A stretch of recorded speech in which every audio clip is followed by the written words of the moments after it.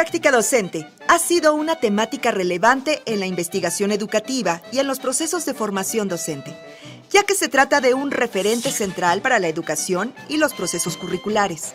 Hablar de la práctica docente en principio implica reconocer que existen tantas formas como contextos en los que se desarrolla. De ahí que no se pueda definir un tipo de práctica. Sin embargo, es importante reconocer que la docencia implica una serie de relaciones, por lo menos en los siguientes planos. 1. La docencia es una relación entre personas, un encuentro entre el maestro y sus alumnos. Esta es la relación educativa fundamental, y alrededor de ella se establecen relaciones con otras personas, padres de familia, maestros, autoridades escolares, comunidad, etc. 2. Maestros y alumnos se relacionan con el conocimiento y a través de su historia, con el saber acumulado por la humanidad. La escuela tiene como tarea acercar a los estudiantes dicho conocimiento, que el maestro debe transformar en materia de enseñanza. 3. La función del maestro también guarda una vinculación estrecha con todos los aspectos de la vida humana que conforman la marcha de las sociedades. La educación es un proceso social. En este sentido, la tarea del maestro se desarrolla siempre en un tiempo y lugar concretos, en que se interrelaciona con procesos culturales, económicos y políticos más amplios que contextualizan su trabajo y que a la vez, éste influye. 4. El maestro establece fuertes vínculos con la institución donde trabaja. La escuela es, de hecho, el lugar donde el maestro continúa su formación después de terminar sus estudios iniciales. También es donde se expresa de manera concisa la normatividad del sistema educativo sobre su trabajo y donde establece relaciones con la organización gremial que negocia sus condiciones laborales. 5. Por último, el trabajo del maestro se relaciona con un conjunto de ideologías y valores tanto personales como institucionales, ya que la educación, como proceso intencional de formación de personas, implica siempre la transmisión de valores. Se puede afirmar que la labor docente es compleja y que se inscribe en un tiempo y lugar específico, es decir, en el devenir histórico de una sociedad. Por otra parte, dichas relaciones se pueden vincular con lo que se ha denominado como dimensiones de la práctica docente. Dichas dimensiones permiten el reconocimiento de aspectos centrales en la configuración docente.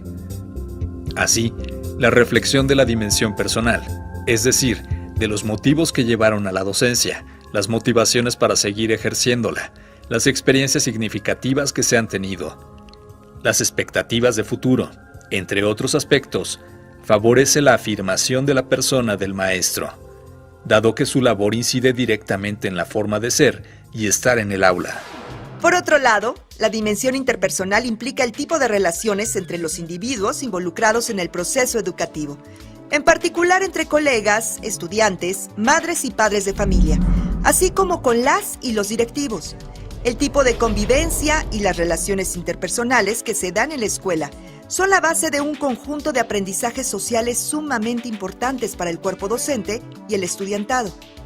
Entre estos, la colaboración o la rivalidad, el individualismo o la solidaridad, la sumisión o la confianza en sí mismo, el diálogo o la arbitrariedad, la autonomía o la dependencia, se propician a través de las relaciones interpersonales que se viven cada día en la escuela. El trabajo docente se desarrolla en un contexto histórico, cultural, social, económico, ambiental y político particular que le imprime ciertas exigencias al trabajo de maestras y maestros y el espacio de incidencia directa de sus enseñanzas. La dimensión social provoca la reflexión sobre el sentido de su quehacer en el momento histórico que le toca vivir, en el contexto particular en el que se desempeña, en las expectativas que se tienen sobre él y las presiones que recibe por parte del sistema educativo como de los destinatarios de su labor, así como a revisar qué concepción tiene acerca de su función ante la sociedad y de las distintas maneras como las expresa desde la escuela. El trabajo del maestro se inscribe en un sistema educativo y se realiza en una escuela. Ambos son espacios institucionales que determinan condiciones específicas de trabajo, definen procedimientos administrativos y establecen normas para la práctica docente. Frente a estas condiciones institucionales o dimensión institucional, el maestro conjunta sus intereses, habilidades y conocimientos para imprimir una orientación propia a su quehacer. Algunos aspectos de esta dimensión que influencian su práctica educativa son rutinas de trabajo, tipos de relación con las autoridades escolares, concepciones sobre su papel, juicios sobre las relaciones de la escuela con la comunidad, tradiciones y costumbres escolares, festejos, etc. Además de los factores relativos al magisterio como trabajo, o sea, la situación laboral de los maestros en cuestiones como salario, prestaciones, organización sindical, participación, etc. Ante cada nuevo grupo de estudiantes, la tarea específica de maestras y maestros es facilitarles el acceso al conocimiento para que se apropien de él y lo recreen hasta lograr decir su palabra frente al mundo. Según la dimensión didáctica, cada maestra y maestro tiene la oportunidad de analizar la forma como se acerca al conocimiento para transformarlo en materia de enseñanza en el salón de clases. Por lo que se les invita a recuperar y analizar cuestiones como los métodos de enseñanza que utiliza, la forma como organiza el trabajo con sus estudiantes, el grado de conocimiento que tiene acerca de ellas y ellos, las normas que rigen el trabajo en el aula, los tipos de evaluación que emplea, la manera como enfrenta los problemas académicos y el aprendizaje de sus estudiantes.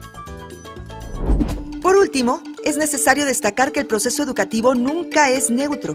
Siempre está orientado por un principio ético hacia la consecución de ciertos valores.